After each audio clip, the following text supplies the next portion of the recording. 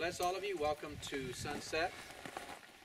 The name comes from Brother Branham himself. There is actually a Sunset Peak on the map. If you looked at a map of Arizona, you'll find Sunset. It's about 25, 30 miles from here. That's not the right one. This is the right one. The reason why Brother Branham chose this, because in the 50s, Brother McAnally, which was a deputy sheriff in Maricopa County, which is Phoenix, was a prospector. And Brother Branham went with Brother McAnally. Him being a prospector and Brother Branham being a hunter, they both shared the same thing. They loved the outdoors. And so when Brother Branham would come here, what happened was that he found out it was a nice place to hunt for javelina. So he always tried to schedule a hunt. He'd go up to Phoenix, and he preached meetings in Phoenix that was, the doors were opened by Brother Carl Williams, who was the president of the Full Gospel Businessmen. Am I talking too fast? Okay. And so what happened was that in January he'd preach in Phoenix, and then in February he would make preparation to come here to this area to hunt for javelina. Javelina is a pig that weighs anywhere from 35 to 45 pounds, depending on its size. It is the ugliest creature you ever seen, with really big teeth. The javelina's favorite food is the prickly pear. It's the green cactus that's round and looks like big bunny ears, and they've got thorns about that long. And the javelina likes to eat thorns, cactus, and everything. That's their salad. And this area is known for javelina hunting. So as you look around, you see the terrain that is here. It's very private. And yes, there is no McDonald's. Thank you. I'm taking pictures so I can prove that. Okay. So, coming here was a delight for Brother Branham. And then after so many years passed, Brother Branham, because of a vision Brother Branham had of a road crew coming through and widening Ewing Lane, where Brother Branham lived in Jeffersonville. When he saw that they were getting ready to widen this road because of a vision, he knew that it was time to go to Arizona.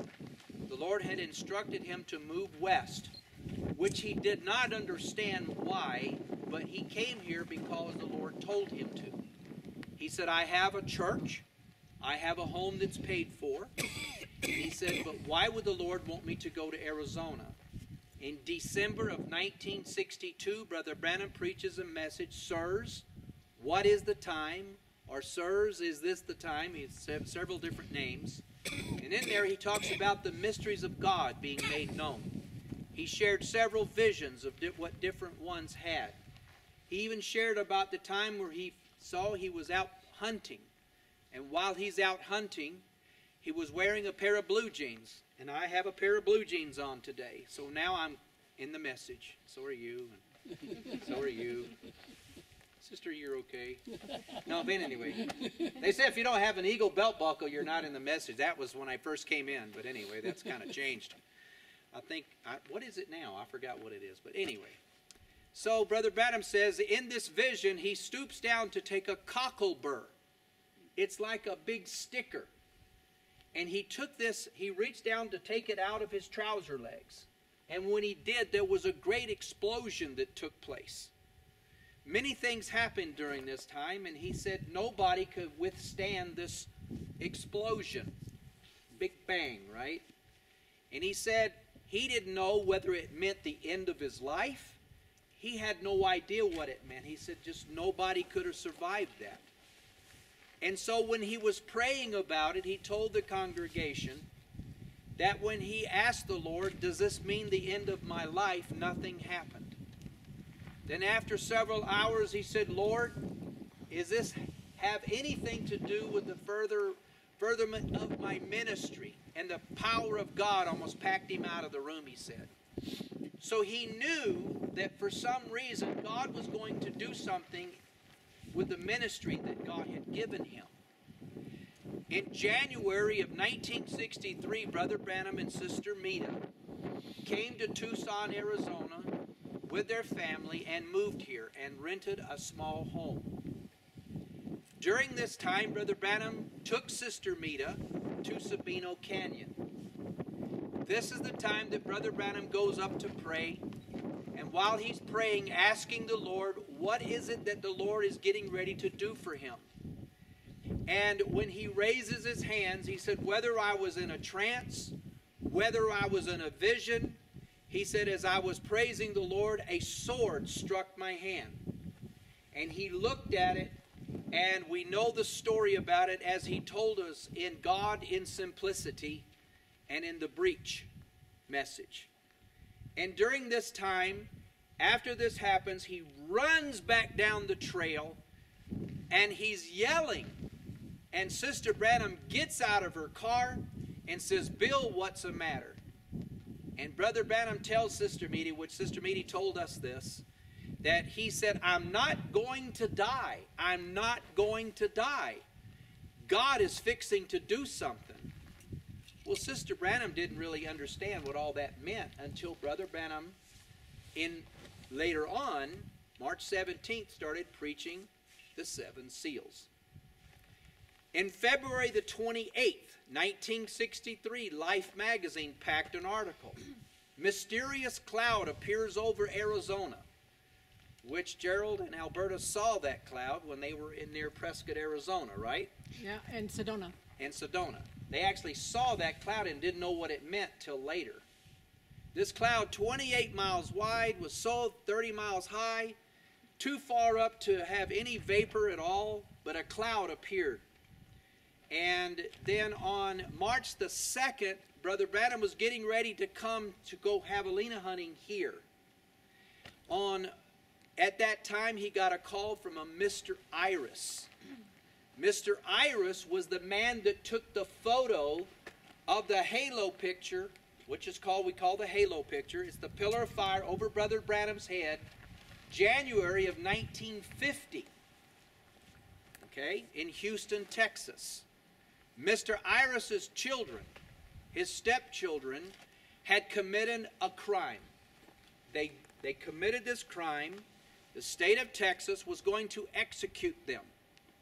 The churches got together and they asked if Brother Branham would come and preach a message to help get them off death row. Brother Branham said that he would go. He and Billy Paul drove to Houston, Texas. He preached the message absolute. In the message, he talked about how that Cain killed his brother. He committed the crime, but God put a mark on him and didn't kill him. He was marked for the rest of his life.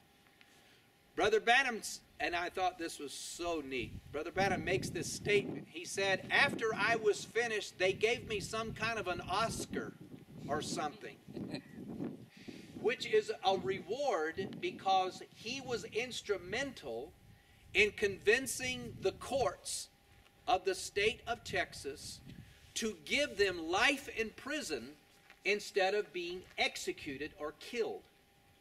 And the man told Brother Branham, sir, I was your worst critic because I did not believe your doctrine. He said, but thank you for coming and saving my children's lives. And so he gave Brother Branham a copyright of that photo. And that's why we can print as many copies as we want today, because it was given to Brother Branham. Later on, they came back to Tucson. They got the brothers together. They came here around March the 5th or the 6th. And that's when they started hunting. This campsite that you see here is the campsite where the brothers camped. In March of 1963, there was Brother Fred Sothman, Brother Gene Norman. There was Brother Roy Borders. There was many different brothers that was with Brother Branham at the time. We have personal testimonies of these brothers when they came. It's on MP3 that you can get from our office and listen to their testimonies. None of these men, all these men had different stories to tell how they felt. Now, whenever they came with Brother Branham, a lot of them did not ask Brother Branham a lot of questions. They just let Brother Branham be a man, let him enjoy his hunting trip. And Brother Branham on the first day got his javelina. He shot his javelina. And they used these trees. When they shot the javelina, they would tie them up and they would what we call clean them or gut them. And he said, now brothers, he said, tomorrow, he said, now I'm going to go up on this ridge. He said, I'd like for you to go around this way. I'm going to go this way, and I'm going to run the javelina herd back towards you so that you can get your kill. And Brother Softman and Brother Norman and all the brothers said, well, thank you, Brother Branham. We appreciate that. Brother Branham, as you know, was an avid outdoorsman. He could hike very well. He was very fast. One time I went to the top of that cliff. It took me an hour and a half to get up there. Brother Branham could do it in 20 minutes. Now, on tape, Brother Branham said I was several miles away from the camp. From here. From here. So exactly where that is, nobody really knows. But I got a nice story to tell you about that when I conclude. So Brother Branham on this particular day, he's going to go and round up this herd and bring them back towards the brothers. Brother Fred said he thought he had heard something but didn't know what it was. Brother Gene Norman said several times that morning, I felt the presence of God and I just started crying uncontrollably.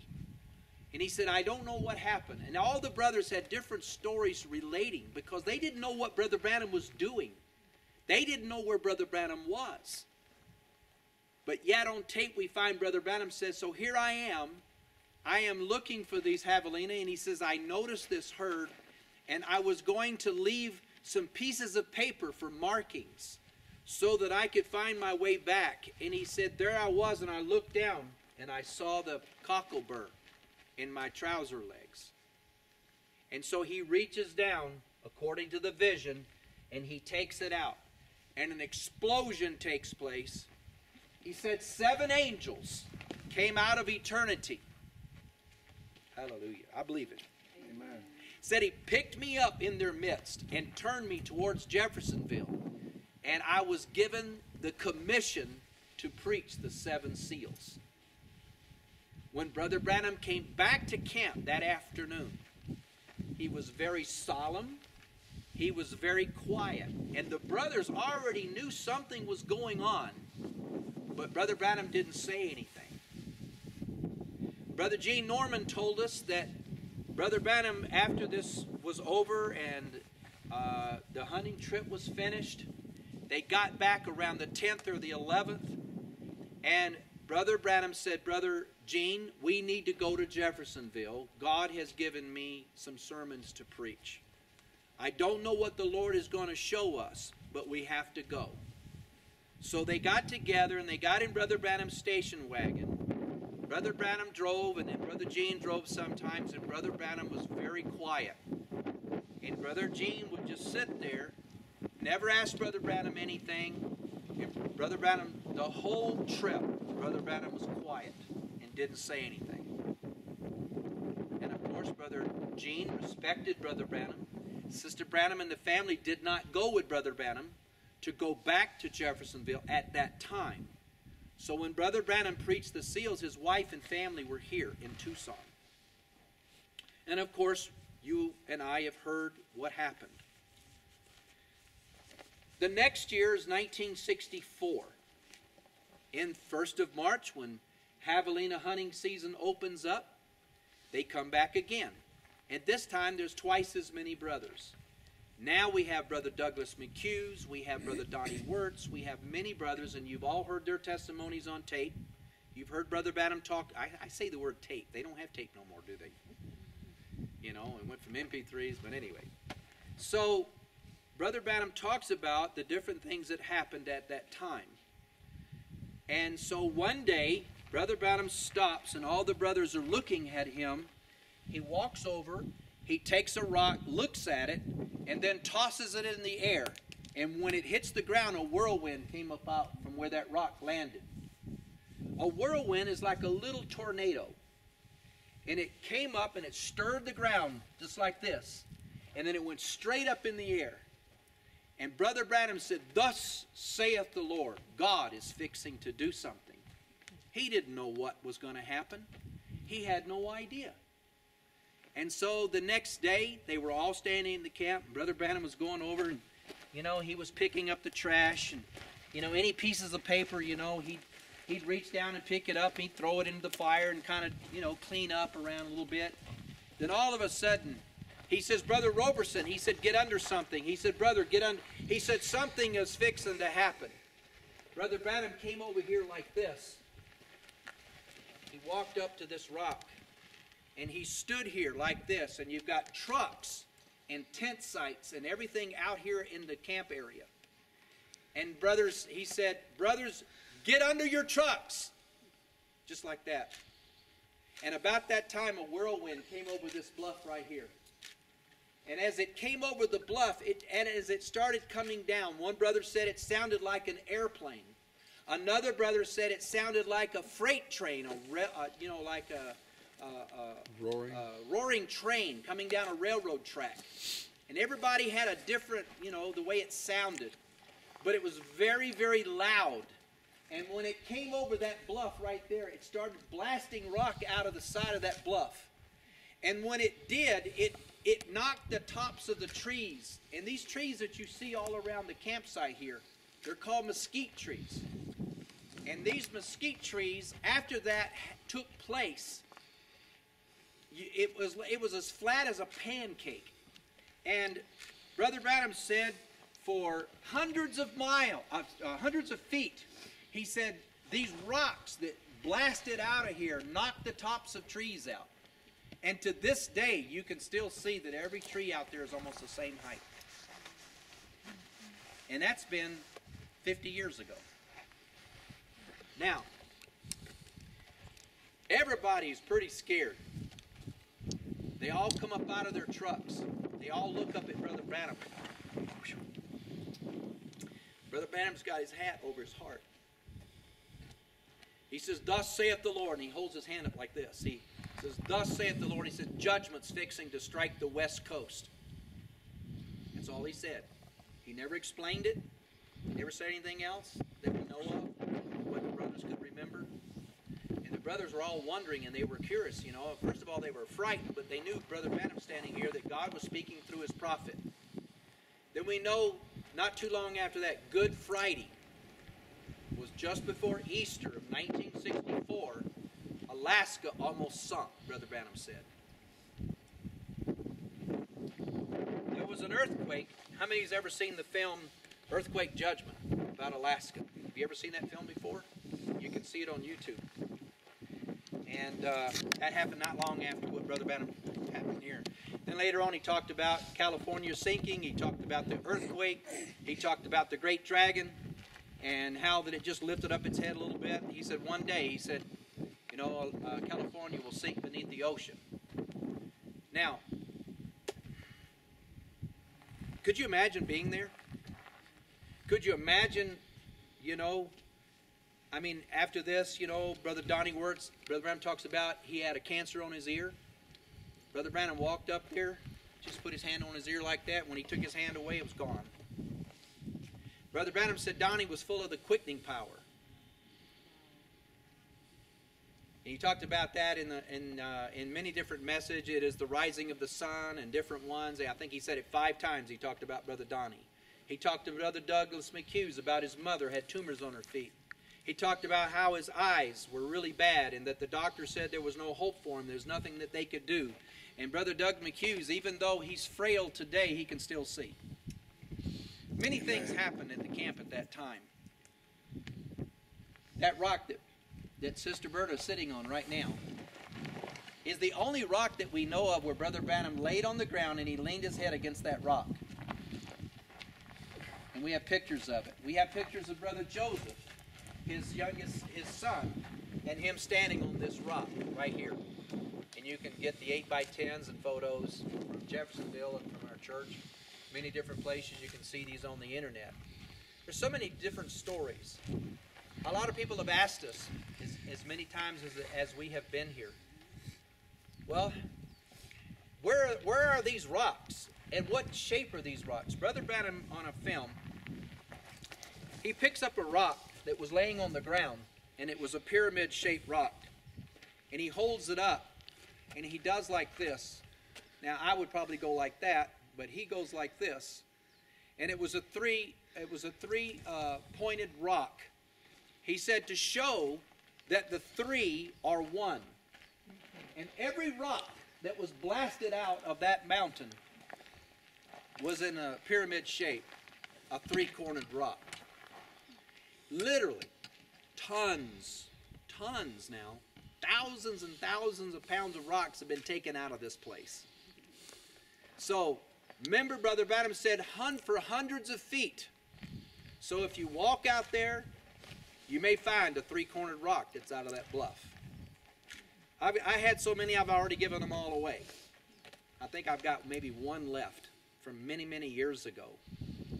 But even by 1973, the first time I came here, tons have already been taken out. Now, what's the significance about this? What's some more things to see? If you step back and you look at this bluff up here, I'm going to ask you to maybe come back on the other side of this log. So everybody look where you're walking. Don't trip over anything. I'd like to show you something about this bluff.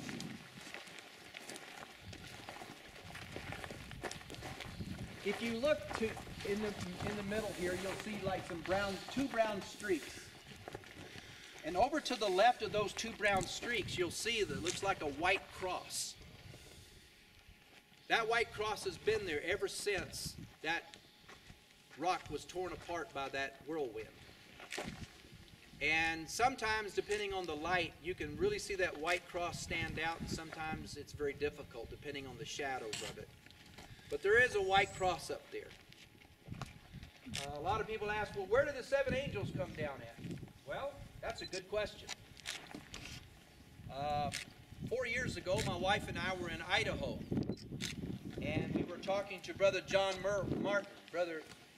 You've heard Brother Branham talk about the Martin boys on tape. Brother John and Brother Earl were brothers who were evangelists at the time Brother Branham's ministry was going on. And Brother John and Brother Earl wanted to come here to go hunting, but they couldn't get off work. So Brother Branham took and drew a map how to go from Tucson, Arizona, and to get here to this campsite. And on this map, he drew Tucson, Interstate 10, Wilcox, Bonita, Klondike, and the corrals to go to the road that gets back here to this campsite. So I asked Brother John. Brother John had had a stroke a couple of years prior to that, and he wasn't able to talk for years, but when my wife and I were there, he could speak. And I said, Brother John, do you have that map? He said, I do. I said, could I see a copy of it? When he showed me a copy of this map, I don't know how in the world they found this place, but they did.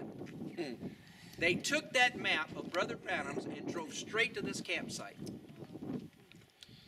When they got here, they came here about 2 weeks before Brother Branham got here. And when they got here, they came over.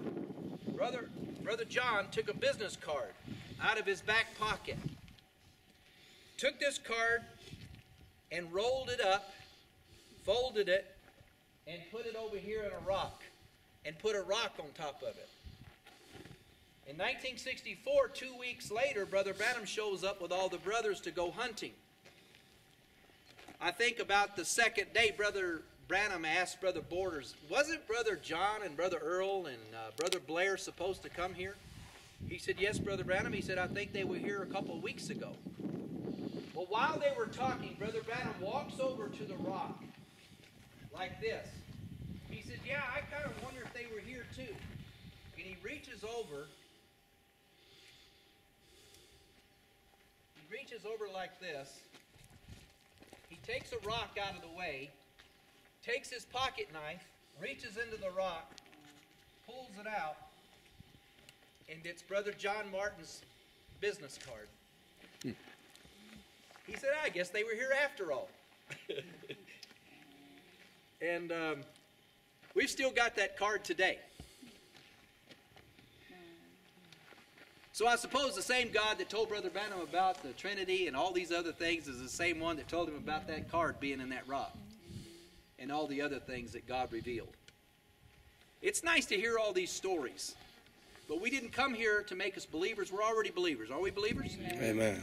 It's nice to know that God was able to allow his prophet to come here, relax, and enjoy. Brother Mitch over here is one of my favorite fellers because he loves the outdoors just like we all do. And we just like to get out and hike and shoot a little bit and have some fun and enjoy life a little bit. You know, God's good to us. We're all waiting for the coming of the Lord. And until the Lord comes, we have things we have to do. It's my honor to be a part, to be able to bring you here today. And before I close, or before we end here and get ready to have lunch, I got one more thing to show you. In 1969, Brother Green, my pastor at the Tabernacle, Tucson Tabernacle, he was going to have a convention. So he invited brothers from all over the world to come and have services with him in Tucson. And he wanted to have an opportunity to take people to Sabino Canyon, to take people around to Tucson and bring them to Sunset. There was a sister here, I can't remember her name right now, but she came and she took and she put up her easel and she painted this bluff right here. Okay? She was kind of proud of it, so she showed it to Brother Green. When Brother Green looked at the painting, he said, "Sister, why did you put Brother Branham's profile on this picture?" And she said, "Brother Green, I didn't." Now, a profile is like this, where you come down the forehead, your eyes, your nose, comes down to your mouth, and your chin, and like that. It's a side profile. And so Brother Green said, "If you did not put this here, you must have painted it exactly like you saw it?" She said, "Yes, I did." So he and a couple of brothers got in their pickup truck and they drove right back over here that very same day. And they came out here to the road.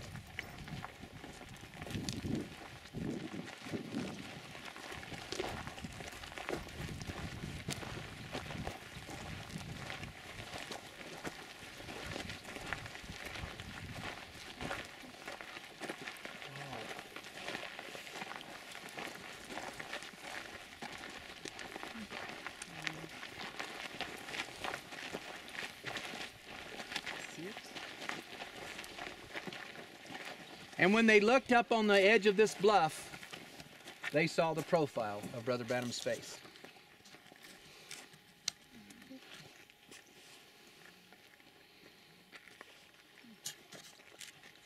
Is anybody having a problem seeing it? No.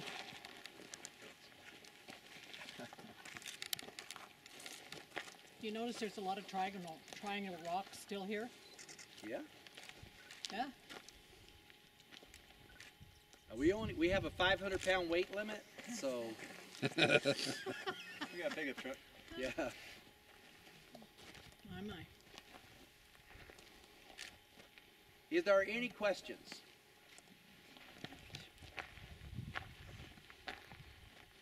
Wow, we must have done a good job. If everybody wants to grab after you've taken photos, you grab some lunch, and you want to take about 20-30 minutes to walk around and see if you can find one of those rocks, help yourself. Okay? God bless you.